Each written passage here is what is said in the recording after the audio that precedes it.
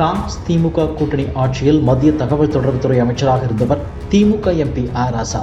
அப்போது திமுக மாநிலங்களவை எம்பியாக கனிமொழி இருந்திருந்தார்.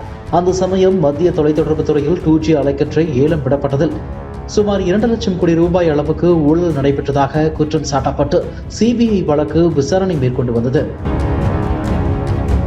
இந்த வழக்கில் வழக்கு தொடர்பான போதிய ஆதாரங்கள் இல்லை என்று குறிப்பிட்டு சிபிஐ நீதிமன்றம் கனிமொழி மற்றும் ஆர் ராசா ஆகியோரை விடுதலை செய்திருந்தது. இதனை எதிர்த்து சிபிஐ தரப்பில் டெல்லி உயர்நீதிமன்றத்தில் மேல்முறையீடு செய்யப்பட்டது. இந்த மேல்முறையீடு மனுக்களை ஏற்கக்கூடாது என்று கனிமொழி மற்றும் ஆர் ராசா தரப்பினர் டெல்லி உயர்நீதிமன்றத்தில் மனு அளித்திருந்தனர். இதனால் 2G வழக்கில் மேல்முறையீட்டு மனுக்கள் ஏற்கப்படுமா என்பது குறித்து இன்று விசாரணை நடைபெற்றது.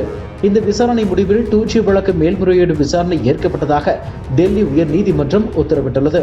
மேலும் இந்த வழக்கு விசாரணையானது வரும் மே மாதம் முதல் தொடங்கப்படும் என்றும் தெரிவிக்கப்பட்டுள்ளது. இதுபோன்ற செய்திகளை மேலும் தெரிந்து கொள்ள எங்களது யூடியூப், ஃபேஸ்புக் மற்றும் ட்விட்டர் ஆப்களை சப்ஸ்கிரைப் செய்யவும்.